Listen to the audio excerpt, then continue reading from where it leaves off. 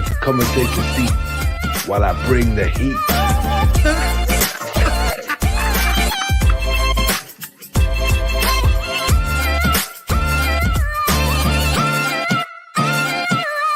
I'm your host with the most. My name is Dizzy, and I'm definitely going to keep you busy.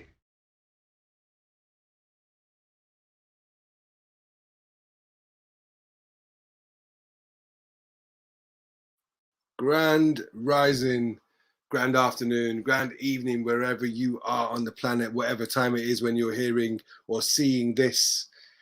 I am your host with the most, Dizzy. And yes, you know what? It's another episode of Sit Down Sundays.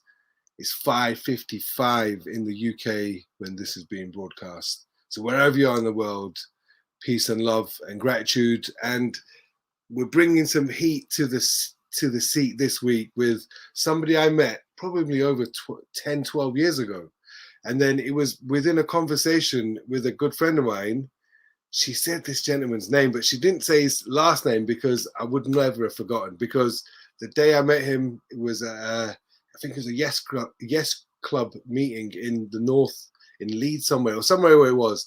But I knew it was inspiring, and we connected.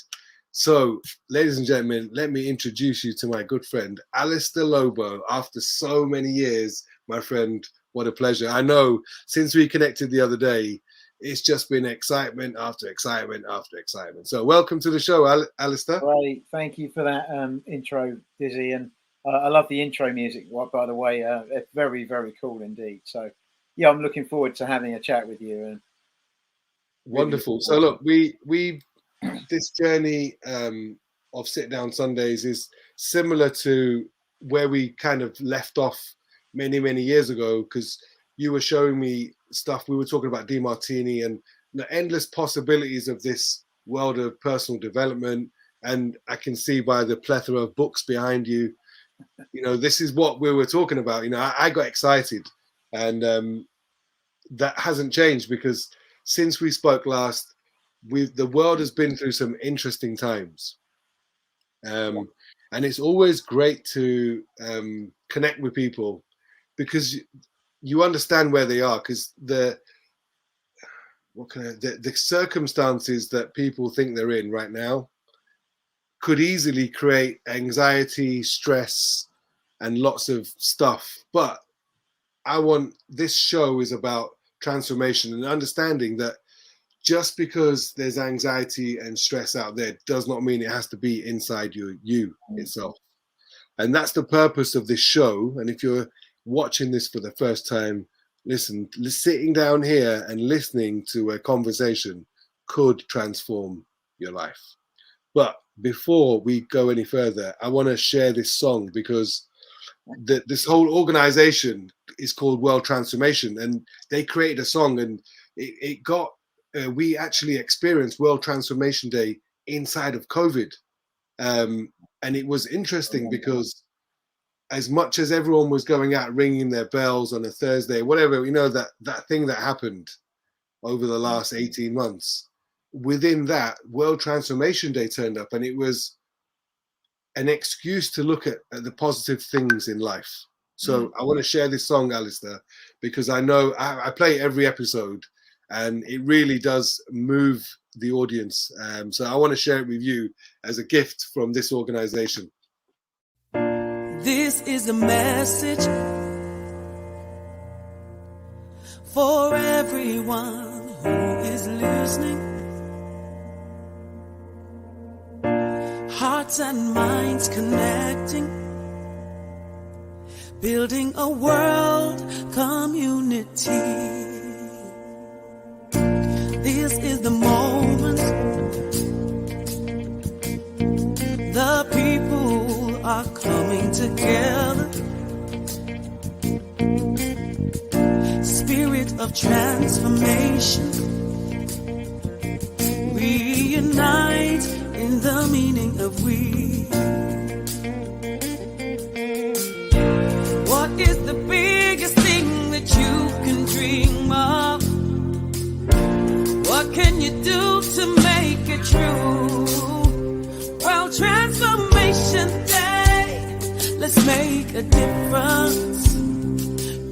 for me and me for you. This is the moment, the signal, the klaxon, the ringing, the alarm to awaken, to ignite the passion within, ready for changes. The spirit is stirred and shaken. Now we are primed to awaken. New chapters for us to begin. What is the biggest thing that you can dream of? What can you do to make it true? Well, transformation day, let's make a difference. You for me and me for you. What is the biggest thing that you can dream of? What can you do to make it true? Well, transformation day, let's make a difference.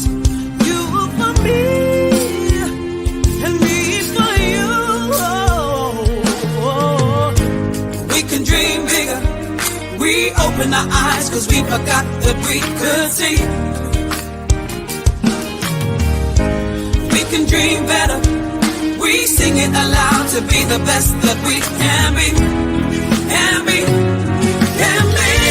What is the biggest thing that you can dream of? What can you do to make it true?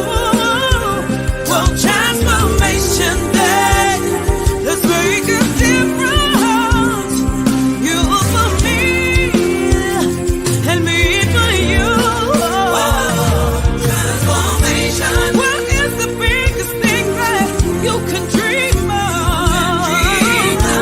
What can you do to make it true? Well, transformation day, let's make a difference. You for me and me for you.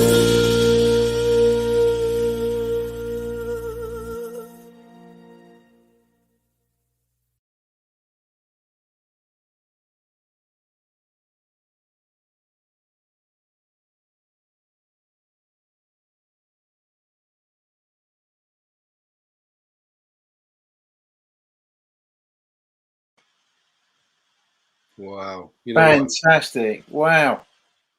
What a production.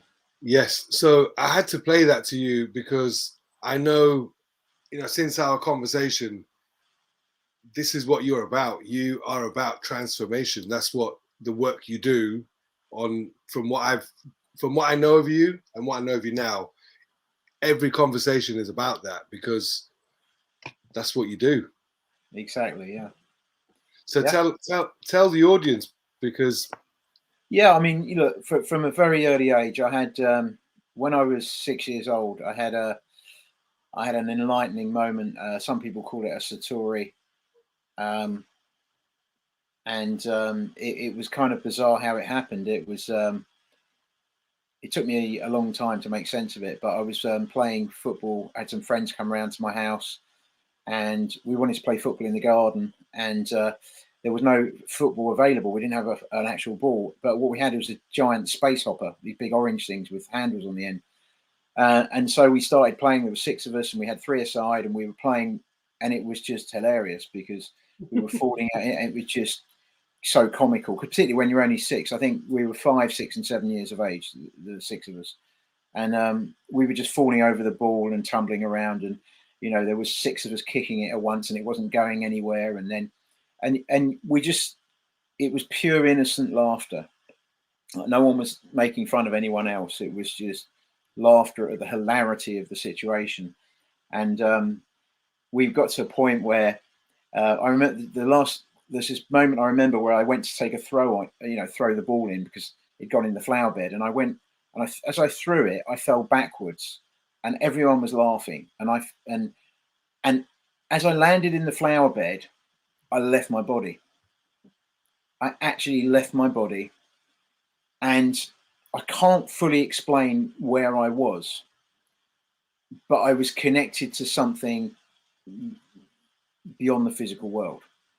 And one memory I have of it, which I can articulate in words, was like, if you've ever seen the pattern of the flower of life, it was an infinite flower of life, just going on and on and on and on. And I just felt that I was part of it. I was one of the many souls that was in this matrix of it was brilliant white light with a dark background, and it was just clear. And I remember as I came out of it, and I have no idea how long I was off. It was timeless. But I remember coming round, and my friends were still playing and laughing. And then one of the girls came up to me and said, "Oh, are you okay?" And I just remember smiling and saying, yeah, I'm fine. And I remember thinking to myself, this is the most significant thing that will ever happen to me in my entire life. And I knew with certainty. I knew with absolute certainty. And it's interesting because the thing that puzzled me was I wasn't sure about what my purpose was in life. And that was so it was enlightening, but it also gave me a pain. It gave me a challenge that I was confused. Well, yeah, I can see this incredible matrix, this field of potential that from which the physical has manifested, but I'm not sure what my role is within it. And that was one point of confusion. And the other point of confusion as I grew up was, spirituality is supposed to be really serious, and you're supposed to kind of meditate on the bottom of a mountain and put yourself through some kind of ordeal to get enlightenment. And all I did was laugh. Yeah. And I'm thinking this, so I was kind of, those are my 2 points of confusion. And I went on my own journey, and it involved, I had some issues with gambling when I was, in my teens and early 20s. And I had some, I went on, I had a really interesting family dynamic, as a lot of us do. And yeah, I definitely had some massive challenges as I grew up. I experienced, I went to a school where I was the only non-white child, and I used to get bullied for the color of my skin and all kinds of interesting things like that. But it was a wonderful journey. It's an amazing journey. And the thing is, as I grew up, the two things that really I loved was this curiosity about spirituality and also business. So my dad was an entrepreneur, and they were both, I loved them equally. I loved spiritual journeys and understanding spirituality, and I loved helping people. I loved working in business, and a big shift in my life was when, because people said, well, you can't do both, they're separate things. And when the penny really dropped for me, I understood that, you can do both. And in fact, business doesn't, for many people, is not a spiritual experience, but it can be. And if you look at all the other areas of life, family life, social life, health life, even financial life, they can be spiritual experiences. They're not necessarily for a lot of people. And so just because they're not necessarily, why can't they be? And, I've worked in so many different fields with different people. I worked with a guy called John Robson, who was a 5 times British Kung Fu champion. And I worked with him through his whole 7-year career. And, John went to 2 world championships, and I was his mindset coach throughout that whole period. And it was a spiritual experience. And we weren't, John was not attached to winning, which was the key to his secret, because he had no fear of losing. And I kind of take that into a lot of the business areas that I work with.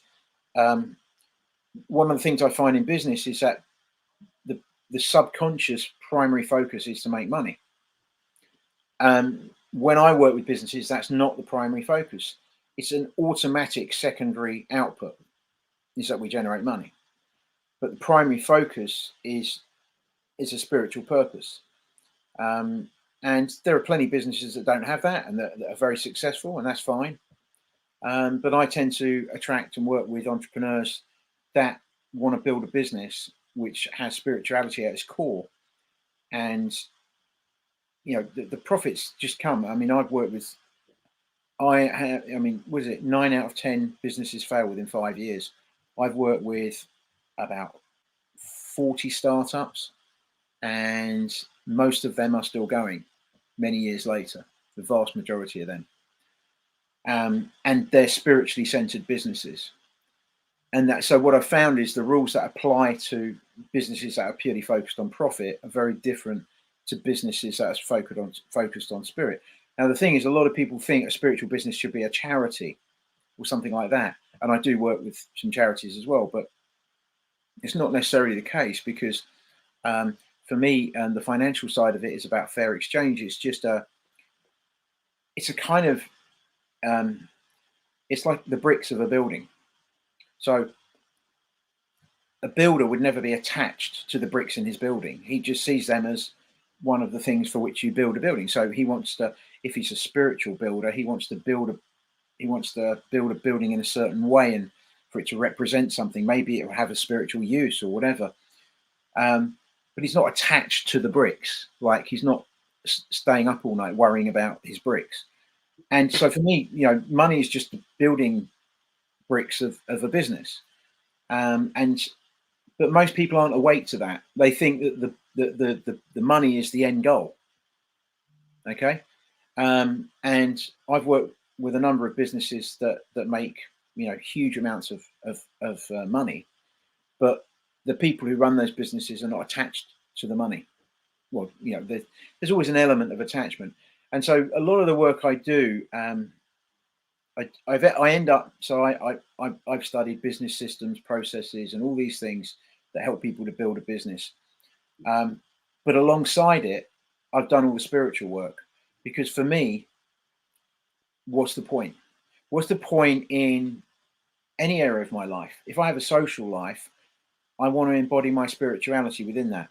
If I have a family life, I want to embody my spiritual part of myself within that. So for me, spirituality is not a separate area of life. It's a component of all the other areas. So it's a different way of seeing things. And when you bring spirituality into, you think about every area of life, even if you're doing your exercise, your daily exercise, or you're eating your food, being mindful, being present, and being in a state of grace for your food, you know, you can bring spirituality into every area of life. So certainly, if you can do it in business, you can do it anywhere. That's what I found out. So I do a lot of spiritual work with people. Most of my clients that I've been working with for the last 17 years are entrepreneurs. But I've ended up working with people who don't identify themselves as entrepreneurs as well. And, you know, for me,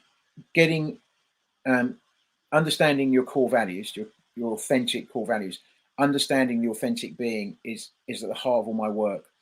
And also understanding and having a relationship with your own ego. So, you know, working with the ego and working with other people's egos is a huge part of my work. And what I've found is, you know, linking it to your what your organization is doing, and the mention of, you know, the whole COVID thing. I found in the last 18 months, throughout COVID, 18 months plus, I've grown spiritually more than I have in any other period in my life, because I have obviously had my own challenges with the whole thing, and so have all my clients, and helping them through that. And what a lot of people do is they can get sucked into their ego very easily. So the way you know you're in your ego is you have fear, anger, sadness, shame, guilt, all these things, or infatuation. That can be part of it. Fantasies and infatuations. These are all egoic symptoms, if you like. But what are the causes of ego? The causes are, there's three things that cause ego: judgment, attachment, and resistance. So when we're judging other people or ourselves, when we're attached to the world being a certain way, or us doing things a certain way, or attached to our own values, or we're resisting something. We're resisting something which is the point of where transformation happens, is when you let go of the resistance, you surrender to the resistance. So these are the three forces that are the cause of the symptoms. So when I have a client, or I look at myself and I'm anxious in any way, it means I'm in my ego. Because like when you transcend your ego, you can't be fearful, you can't be angry. Okay, you can't. So the only way you transcend your ego is if you have no attachment. If you're the less attached you are, the less you're judging. So what's happened through COVID? So I found there are these kind of three egoic groups of people that have surfaced. One is the what a lot of people call the elites, the government, the whatever, the World Economic Forum. I hear so many different terms for them. Okay, and the 1%, yeah. And these people, the egoic driving force is about power, control, yeah, money, all those kinds of things. This has been going on for years before COVID. There's been all these things. So I think there was a famous High Court judge, Lord Sumption, said, he was the Supreme Court judge, and he said, I understand power. And he said, the problem with power, it's totally and utterly intoxicating. And he likened it to a heroin addict. So the heroin addict, who would normally, without heroin, be his grandmother's favorite grandson, but when he's on heroin, he'll mug her, or and beat her up to get his heroin fix. Yeah. So people aren't themselves. So when you're in your ego, you're not yourself. So there's that category of and I'm being a bit generalized here, okay, to get it across. So there are other people. There's another group of people who want certainty because they're fearful. Okay.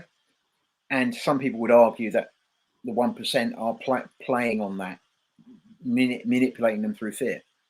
So they're fearful. So fear is, again, like anger and depression. They're all symptoms of being in your ego. So these people want certainty. They want to be led. Okay. And so they once you've got we want the grown-ups to be in charge. We want someone to tell us what we need to do, particularly if they think there's something with a lot of uncertainty going on. Okay, so they're equally in their ego. Then you've got this third category of people who I call the freedom fighters, and they're equally in their egos. Okay, and I've certainly. And by the way, I haven't been in the first category, but I've certainly been in the other two at various times. Okay, and so I'm not. I own this. I'm part of it. But it's having the awareness. So the third group, the freedom fighters, are they don't like the 1% for a start. They're their number one kind of people that they're against. Okay, and then they kind of have a bit of conflict with the other people, saying, why can't you wake up? Can't you see these guys are trying to control you, and all that stuff? Yeah. And so these three groups, what they've all got in common is we're right and you're wrong. Ego, judgment. Okay, we're right, you're wrong. Whether you're a freedom fighter, whether you're one of the, I think the freedom fighters call this second group, they call them the sheep, don't they? And most people call the other group, the elite, the 1%. Yeah. So these kind of, and again, I'm generalizing just to kind of convey what's been happening through a lot of COVID. And so what we have what's called egoic insanity in all three groups, because you get into your ego once it's about we're right and you're wrong. Okay, it leads to conflict. So if we look through human history, that's what's happened. So we can take, there's so many historical examples. A good one would be, say, the Russian Tsars. So they were, taking advantage of the Russian peasants and taking all their food and all the rest of it. So the communists, Stalin and his buddies, came along and overthrew the Tsars and chopped their heads off. we're right, they're wrong. Okay. And they came along selling an ideology.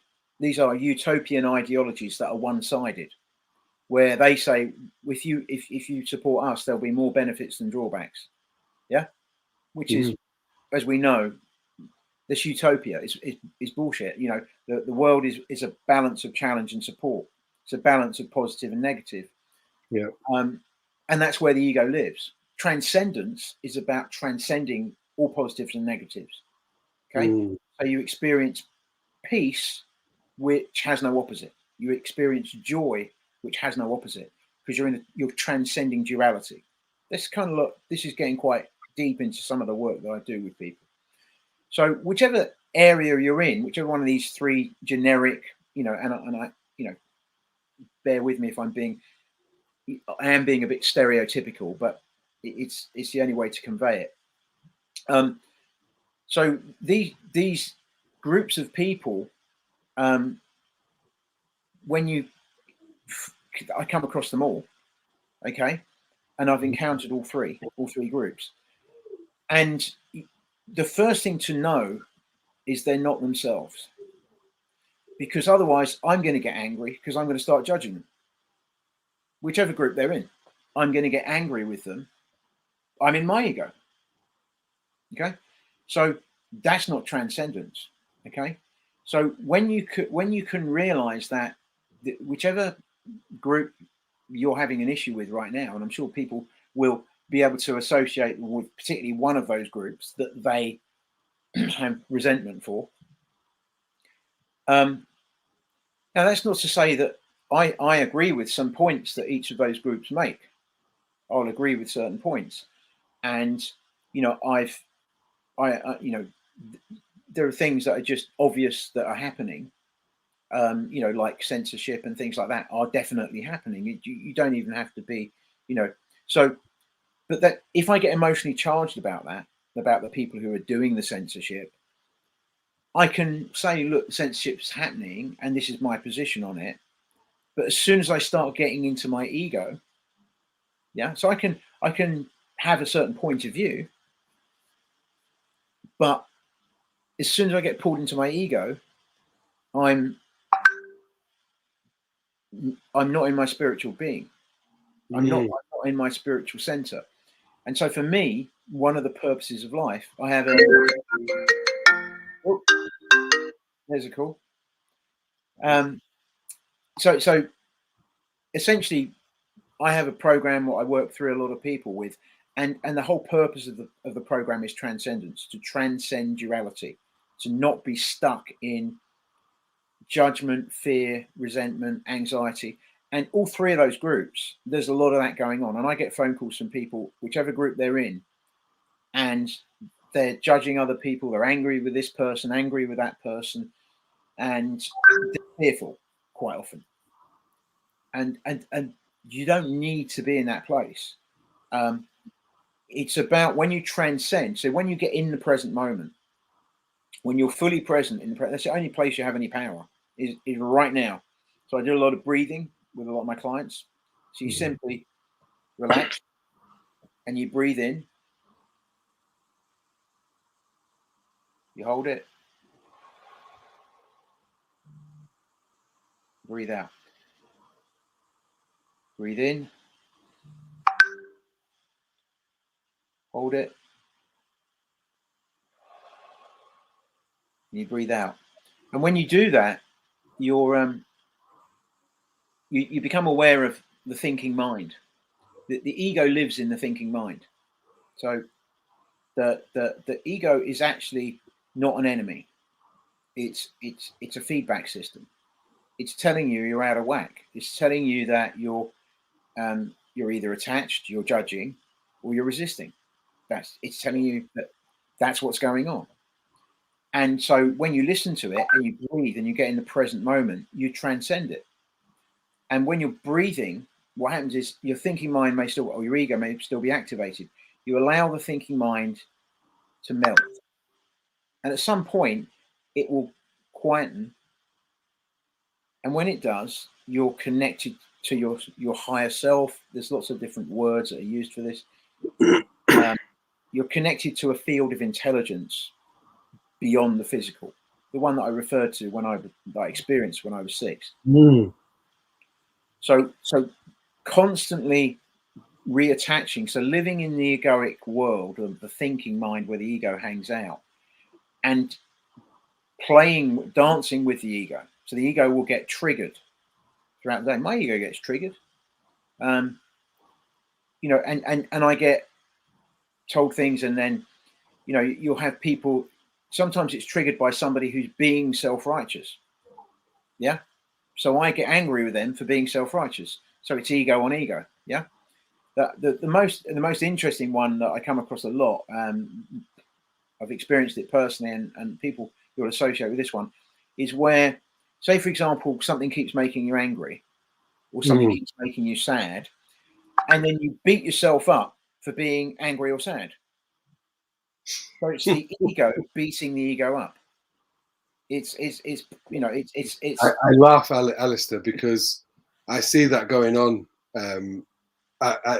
Yesterday morning, I went out and I knew my wife was going to have breakfast with my son, and they have eggs, and I'm vegan, so I don't eat eggs. So I go out and I get my breakfast, and there's a cafe that does the vegan breakfast, vegan sausages. So I went and got that for myself, and then when I came home, she said, "Oh, you didn't think about me then, did you?" And I felt guilty for not asking her, and then she said, "Oh, don't feel bad," but I felt bad, and because I felt bad, I didn't finish my breakfast. And it was a self-fulfilling, like you just said, it was ego and ego, and at the end of the day, it was quite ridiculous, because I said, look, next time I go, I'll just remember you. That's all that needed to happen. There was the other drama wasn't really necessary, but like you said, it was ego on ego on ego, going through the motions. Exactly. So there's so many everyday situations. So yesterday morning, my wife's rushing around because we've got some people coming over. She's rushing around getting the house ready. She goes into my youngest son's bedroom to draw his curtains, and he's got a load of teddies on the floor, and she doesn't know that his iPad has been left there. So she treads on the iPad, brand new iPad, and smash the screens explodes, and we only bought it for him for his birthday a few weeks ago. It's brand new. Okay. No. And so my wife's beside herself, my son's crying. So what happens is, because I practice this work, you can apply it in any situation. I've just finished my office is at the end of my garden. So I've gone to the house to get a cup of tea or something, and I've heard all this disturbance. My son's crying and my wife's upset because she's trodden on it and all this. And my eldest is not helping, because he's telling my youngest how many weeks' pocket money it's going to cost him. So you've got all this. So I've walked into this cacophony of drama. And what did I do? I tell you what I did. I did this.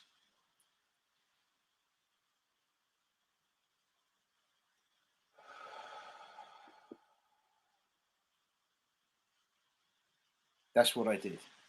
And it reminded me of who I really am. No longer was it a problem. It was just a situation. Yeah. It was just a situation. So I said, let's have a look. My wife put that thing in my hand and it looked really bad. And I said, okay, well, let's see. And it was bent. The actual frame of it was bent. And I just said, well, we'll work something out. Worst thing, we'll have to buy a new one, but we might be able to get it fixed. And my eldest was crying. I said, look, he said, Joseph tells me it's going to cost me 3 years pocket money. I said, look, I'll tell you what I'll do. I'll see if I can get it fixed, and you can just pay me a small amount of what it cost me, yeah? Like 10% or something. He said, oh, really? I said, yeah. I said, we'll get it fixed. I'll find out. Anyway, so I just, I'm quite, I like fixing things anyway. So I went into my office and I looked at it, and I thought, well, it is a bit bent. So but it was still working. So I pushed the frame and got it exactly straight. I got a metal ruler and I got it straight. And then I took it up to this this computer place that I knew in town. And the guy looked at it and said, yeah, I can fix that. And actually, I got a phone call literally just before I'm speaking with you from the guy at the shop saying he's fixed it. And I think it's cost £80. Yeah. And my youngest has just got to pay £8 out of his pocket money. And he's really happy with that, you know. So he's learned his lesson and it's all cool. Yeah. There's no need for people to be in their egos. People could have, you see, if I hadn't done that, I think the ego me would have shouted at my son, what are you doing leaving your thing on the floor? Maybe I'd have had to go at my wife for not looking where she was treading. I don't know. But so you would have had all these egoic pain bodies prodding and pushing each other. Okay? So the reason, if you know anyone listening to this call, I call it the 1 minute meditation. It just needs to be a moment where the more you practice it. I practice it every day. I read a book many years ago by a guy called Thich Nhat Hanh. He's a Buddhist monk, and the one thing I learned from him, it's a concept called the bell. And the bell is, you know, in most ancient rituals and religions, they have, you know, the bell signifies, or a gong signifies a moment to reflect, doesn't it? It's actually a moment of connection, and you don't actually need a bell. It's what Thich Nhat Hanh says. He says if you're stuck in a queue, listen to the bell. If you're waking up for the day, listen to the bell. If you're going to bed for the day, listen to the bell. If you're kind of, you know, I mean, you could do it on the phone or traffic lights. There's just so many situations. You're transitioning between two appointments. I did it before I got connected with you. I did my breathing. And so this is the most, you can go to 20 years worth of personal development programs. Okay. But if you just do this one thing, I believe it will do more for you. Yeah, I can see. And it's really simple. Correct me if I've misunderstood, but from what I'm gathering, so I have this belief that you can react to a situation or you can respond. Yeah. And your bell allows you to respond, because a reaction is not in your control. It's just a knee jerk. Yeah. Whereas if you respond, how you dealt with your situation with the iPad was a response rather than a reaction. What you said, if you were just going to be a dad and get angry, that's a reaction. And I think it's very good to have, amazing, in fact, to have a distinction between the two, because from what I've heard today, the idea of the bell is keeping you in check to respond to life instead of. It's exactly what it is. Exactly what it is, Dizzy. It's and the applications are just vast. So one of the things, when you become more aware, so for me, when I work with people, it's about building your awareness, and that's the journey I'm on. And so I become more familiar with my own body. So if you think about some of the symptoms of ego, which we've talked about, fear, anger, sadness, and all the other things that are combinations of those, like guilt and shame, on the negative side, and then on the positive side, the infatuation, the wow, look how good I am, kind of, you know, where you build yourself up. So both those are symptoms, whichever, you know, those two polarities are symptoms of ego. So when you sense that you're in them, more difficult to pick up on the accentuated ones, where you're putting yourself on a pedestal. They're more difficult to spot. But when you practice this, you become aware of, in your body, you feel it. You will feel, most people know what I'm talking about. If you think about when you feel really, say when you've been broken-hearted about something, maybe you've lost a pet or someone you love, or, you know, whatever, and you feel this kind of heavy feeling. Different people, it's different place. For me, it's kind of towards the back of the base of the throat where I get it most, when I get that sensation. So you start to become aware of, and that it's different forms of anxiety. Anger, I get it more towards the front of the solar plexus, where I feel it if I'm angry, and I feel it around my face as well. So you start to become aware of your body when you're in your ego. Basically, it manifests in physical symptoms, if you like. You feel it, and so when that's the belt. As soon as you become aware, I'm in my ego, you breathe. And the more you can become aware on a daily basis, I'm in my ego here. If I'm being judgmental, it doesn't matter. A politician on television and all your friends are with you and they're saying, well, that person's talking absolute rubbish, or that's a blatant lie. So you've got all the support you need. Everyone's agreeing with you. Yeah, he's lying. As soon as I can say, I can observe the fact that he's obviously lying without ego, or I can get on my high horse and start slamming the table, say, he's a liar, how dare he? Yeah. And now the thing is with ego, it's very subtle, because a lot of people, their association with the word ego is, I don't know, a guy who's big and loud and drives a big car, and and he's like always full of himself. That's the kind of, but ego, that's just one slither.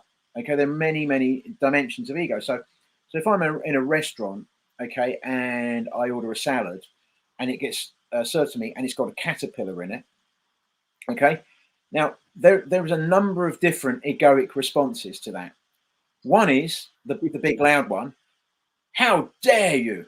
You've served me a salad with my, and you get really self-righteous, and you put the waiter down and you say, I pay good money for this. How dare you can really feel people in their ego there. But there's plenty of other forms of So for example, it could be somebody who just crosses their arms and looks at it, says, I know that the universe doesn't love me. Put a caterpillar in my salad. Yeah. Yeah. I mean, I've seen, it's like that. Or God, they put a caterpillar in my salad. I can't believe it. You wait till I get home. I'm going to give them a terrible review. I'm going to make sure that they shut down for business because they get so many bad, See, these are people who are not necessarily loud, who aren't saying things. So when you think about, if you're in that scenario, you see the caterpillar, you breathe, you connect to who you truly are, and you'll probably say to the waiter, I'm very, excuse me, but I noticed there's a caterpillar there.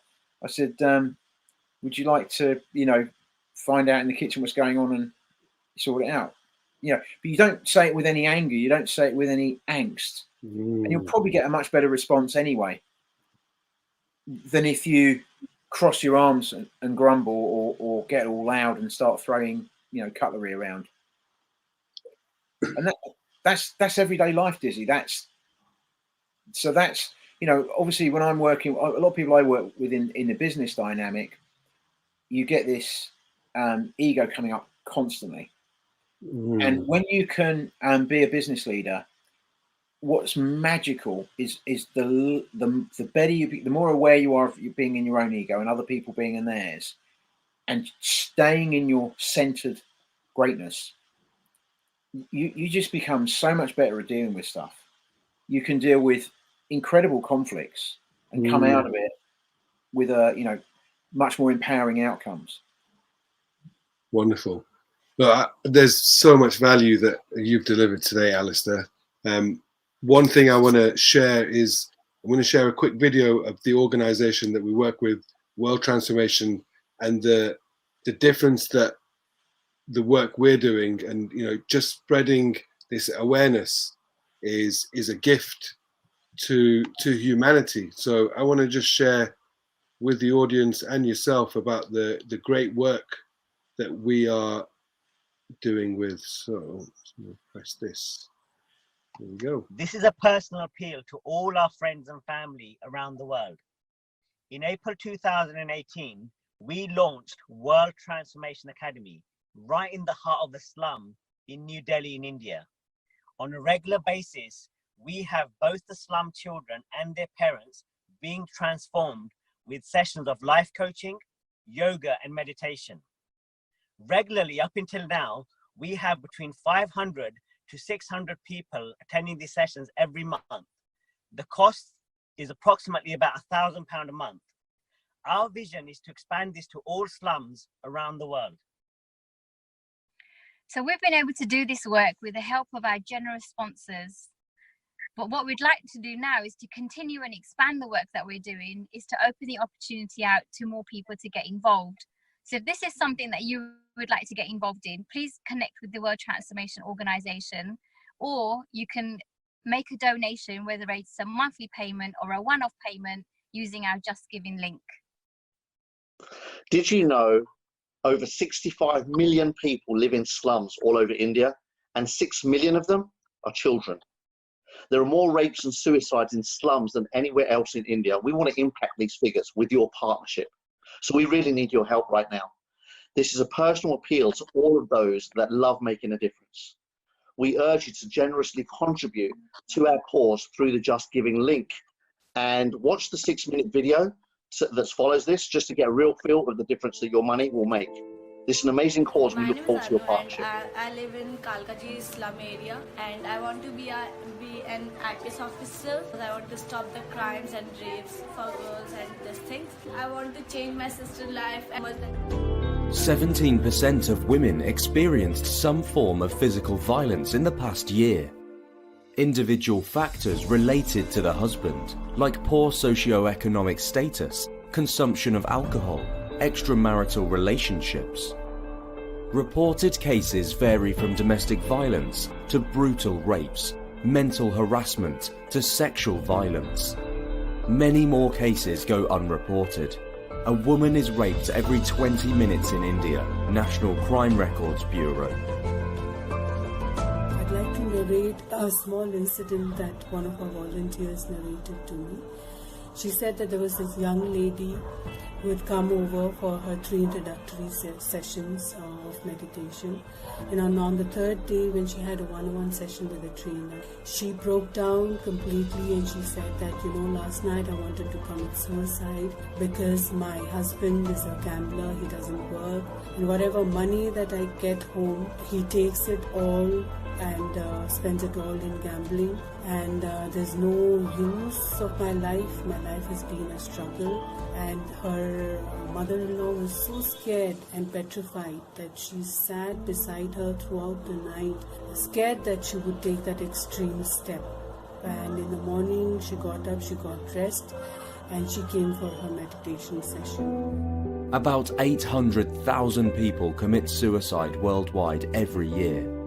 Of these, 135,000, 17%, are residents of India, a nation with 17.5% of the world's population.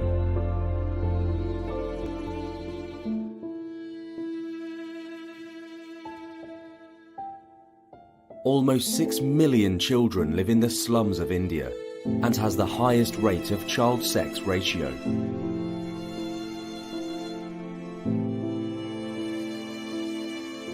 8.9% of the total victims of rape were girls under 14 years of age, while 16.1% were teenage girls 14 to 18 years. Over 65 million people live in the slums of India.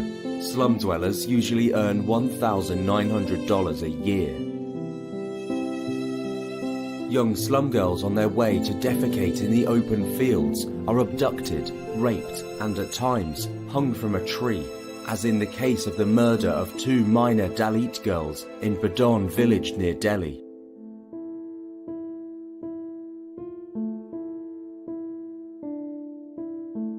Since the launch of its personal development school in the New Delhi slum, World Transformation Organization, through its regular life coaching, meditation, yoga, and motivational training, has started to transform the lives of slum children and their parents. For the first time in their lives, the slum community is being taught how to create dreams and goals, and have started their journey to realize them.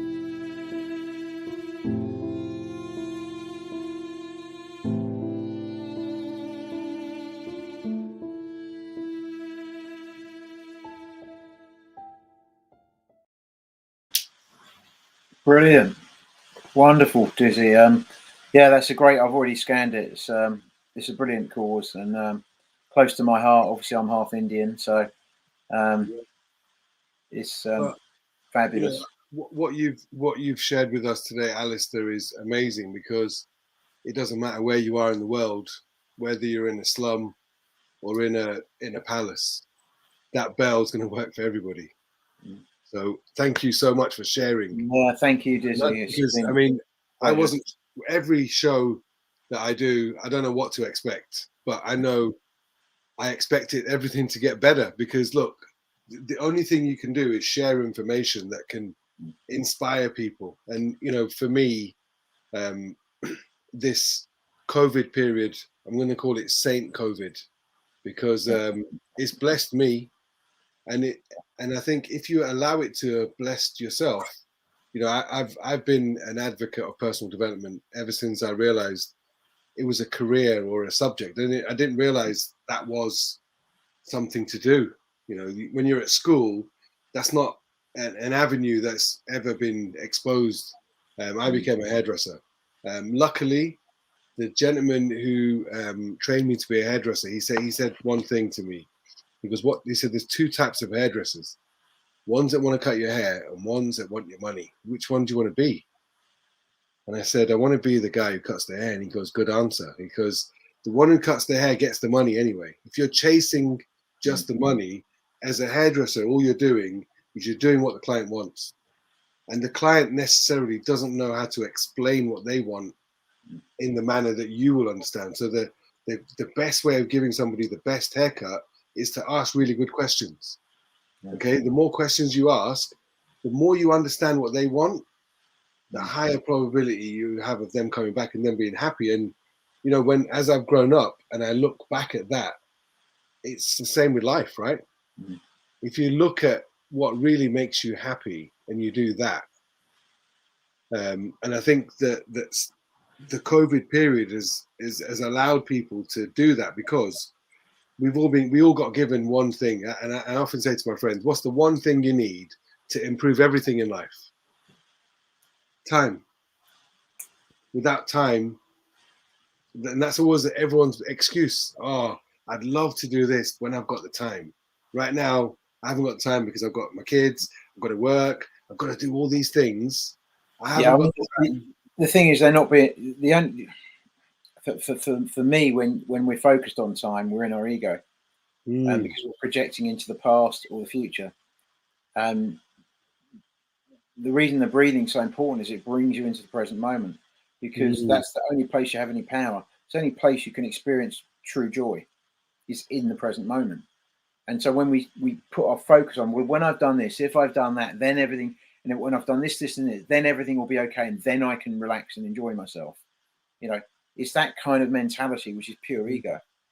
It's appreciating right now in this moment, like in the moment I'm currently speaking with you, feeling that force of presence. And of course, the more present you are with yourself and with others, the more you live life to the full. So if I'm somebody who hasn't found their purpose in life, how are we going to find it? Well, you see, this is an interesting thing, because the word purpose, I deal with purpose a lot with an individual level and a business level. The thing I say to people is, before you go and figure out the traditional thing that people call a purpose, say to yourself, what is the transcendental purpose of my existence? Get that nailed out first. Get a sense of what that is. You don't even have to have words for it. It can just be a feeling. But you know, things I've been doing this for 17 years with hundreds of different people. I map out their personal purpose and then we work on the business later. But the words that come up for transcendental purpose is unconditional love, to experience unconditional love, to be the most authentic version of myself, to love and be loved. These are things that you can experience no matter what your circumstances, whether you're in an Indian slum, and I've been to an Indian slum before, or whether you're in a Beverly Hills mansion owned by a billionaire, and I've also been there before. Okay, so no matter what your situation and backdrop in life, you can be in the present moment. You can be in a transcendental state. That's the primary purpose. It's not to even No, being a father is a great mission. It's not a purpose. It's a no. It can be aligned with my life purpose. Being an entrepreneur is, yeah, it's a mission, of one of the missions of my life, helping people grow business. They're all missions, they're identities. Now, yes, I want them to be aligned with my transcendental purpose. I want to be authentic. That's part of my transcendental purpose. So years ago, I'll share this story with you. I was so I worked with Tony Robbins' organization many years ago, and I used to train their trainers in NLP, and I met some people through that organization. And I was asked to, so I met this lady.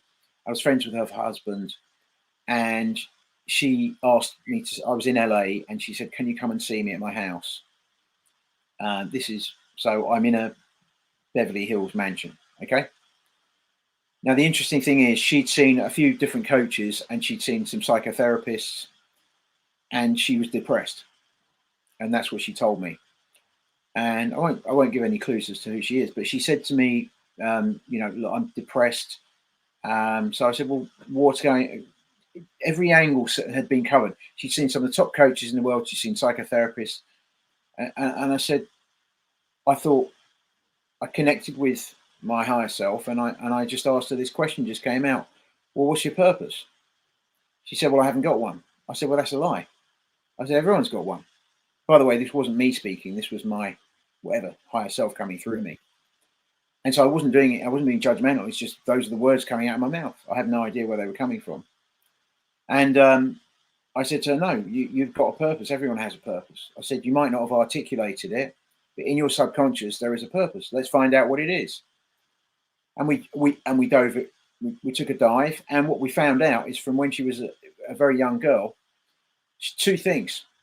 She was brilliant at athletics, and she loved playing with dolls. Those were her two things: being an athlete and being a mother. And in her purpose, I call it the purpose vessel. What she had put at an unconscious level was the purpose of my life is to be a professional athlete and then to become a mother. So then we look at what her life circumstances were. She'd recently retired from athletics. She had a very wealthy husband. They wanted to have children. And she found out from the doctor that because of the way what she put her body through as an athlete, that had impacted her ability to get pregnant. And so they'd been trying for children for nearly 2 years to get her pregnant, and she couldn't get pregnant. And I said, well, there you go. So if the purpose of your life was to be a professional athlete and then to be a mother, and now you can't achieve the purpose of your life, guess what? You're going to be depressed. Yeah, you are. And it was a big moment for her and for me. And we sort of sat there and just had tears. And I said, okay, let's rework this. I said, and this is where we got into transcendental purposes. Now, the interesting thing at the time, this was many years ago, I was reading a book called Man's Search for Meaning by Viktor Frankl, a book that changed my life. I'm big on books, and this was the most important book I ever read, because it's about a man who was plucked away by the Nazis from his middle-class home in Austria, where he practiced psychotherapy and philosophy, and he had a lovely, comfortable lifestyle, and they put him in a concentration camp. The average life expectancy in a concentration camp in Nazi Germany was a few days. And that's if you were lucky enough to be chosen as one of the helpers, not one of the people who went straight to the chamber. So, you might live a few weeks if you were one of the helpers. Anyway, he lived for nearly 4.5 years it was. It wasn't Auschwitz, it was one of the neighboring camps. And he ended up being rescued by the Russian soldiers at the end of the war, all emaciated. But all the way through, he had this sense of purpose. And one of them was appreciation. If you look on one of the editions of the book, it has this beautiful bird perched on this barbed wire with a very grey background. And he found one of his transcendental purposes. He didn't give it that term, but it was obvious. He was always finding things to be grateful for.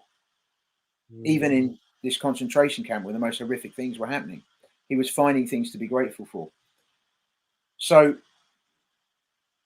I had this conversation with this lady that kind of linked to that, and said, what could you, a definition of a transcendental purpose is no matter what your situation, no matter what your circumstance, whether you're a billionaire in Beverly Hills, whether you're a quadriplegic in a hospital or in a concentration camp, whatever your situation, what is it that you can consistently be in all of those scenarios? You can be connected to your higher self. You can be in a state of grace. You can, those are things, that's what your purpose is. Okay. All the other stuff is secondary. The other stuff's cool, and I work with the other stuff, but it's really important to get it clear that that's not the primary stuff. It's the secondary stuff. Getting clear on the primary purpose. Okay. So that way I know no matter what happens to me, I can live fearlessly, because whatever, you know, people are worried about totalitarian states and all kinds of things at the moment. Okay, if it happens, it happens. I'm not going to live in fear of it, because one of the steps I go through with a lot of my clients is in embodying your own death, embracing your own death, your own inevitable death. Because I do martial arts, I ended up studying the samurai, and I've discovered, not through lots of untraditional ways, that they were the most fulfilled people, incredibly fulfilled. And I also studied the Stoics, who go back to, you know, ancient Greece and Rome. And what I found is they also were incredibly fulfilled people. And they weren't people who generally went around preaching to other people about this is how you should live your life. They just quietly went about their business and lived in a certain way. And one of the things both the Stoics and the samurai did is every single day they would visualize and imagine their own death, their own passing over. Because when you think about it, that makes a lot of sense.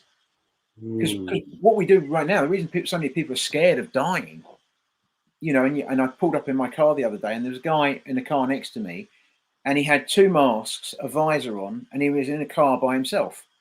Okay. Now, I couldn't help but smile, you know. and you know, but that's the level of fear people are in. And you know, and when you choose not to live in fear, you don't need to live in that state, because every day I imagine myself passing over. Every day.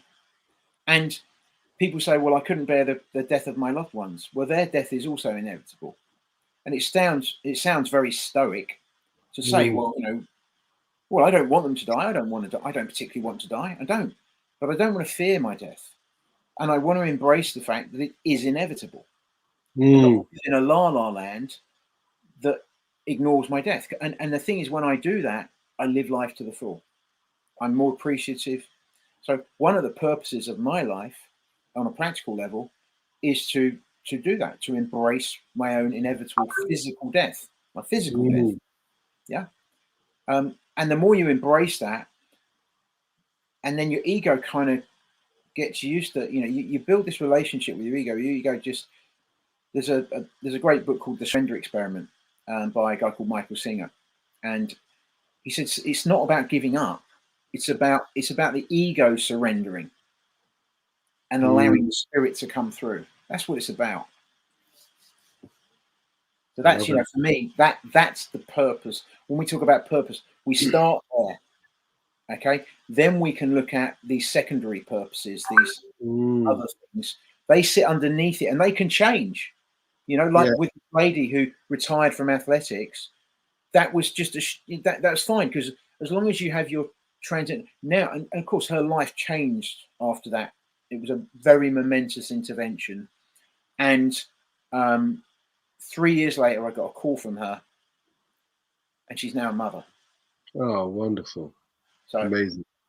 She let go of it. She let go of her attachment to being a mother.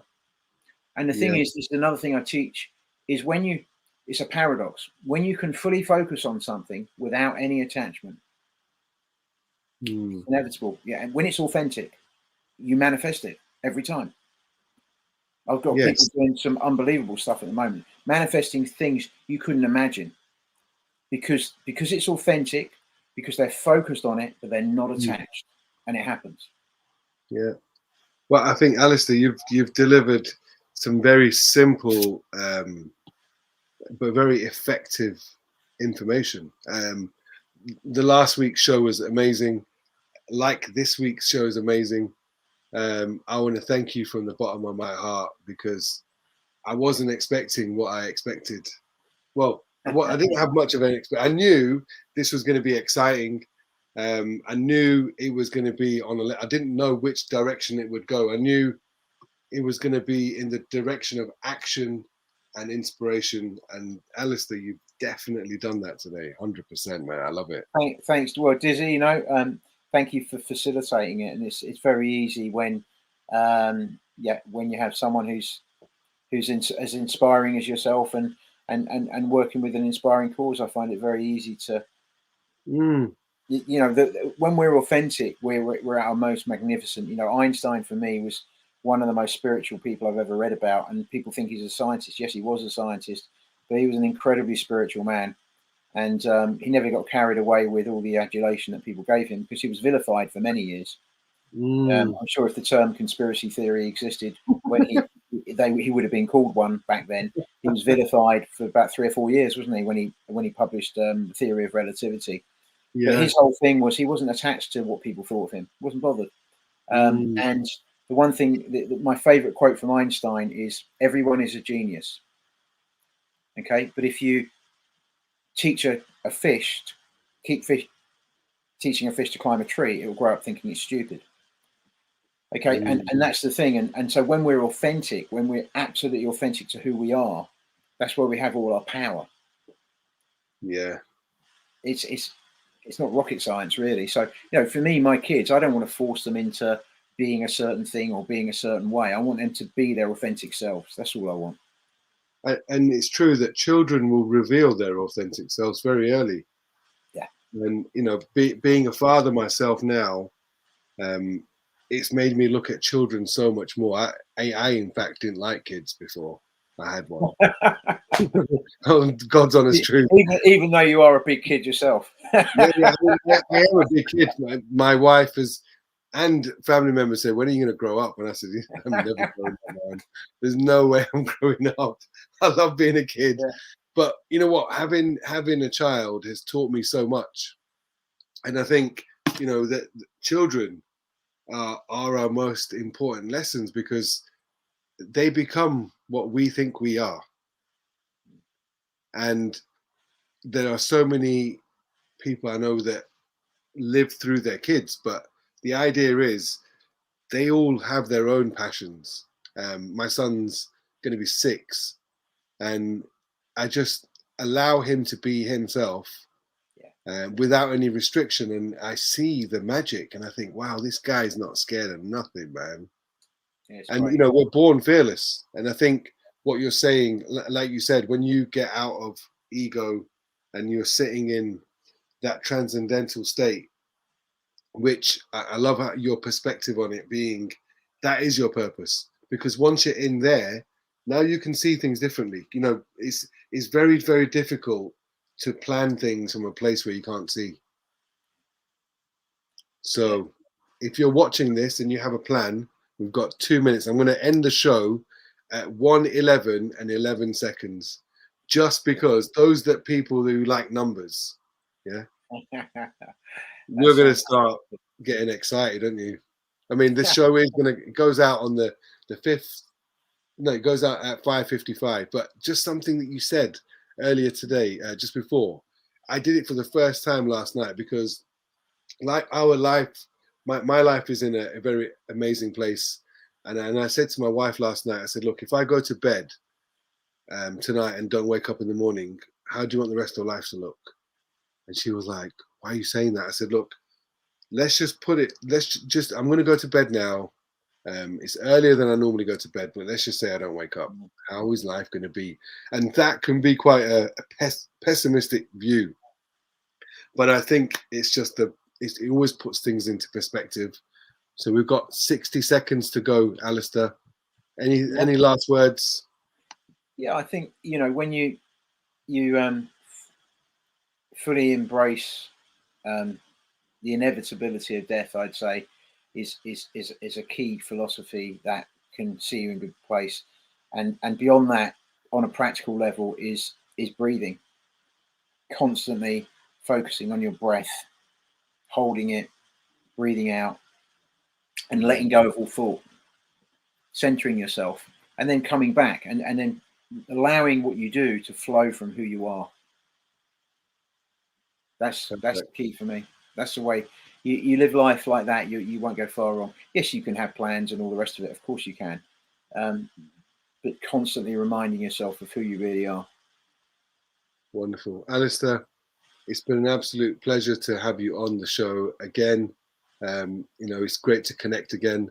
We're at 111, and I'm going to drop it here. There it's going. We've got 5, 6, 7,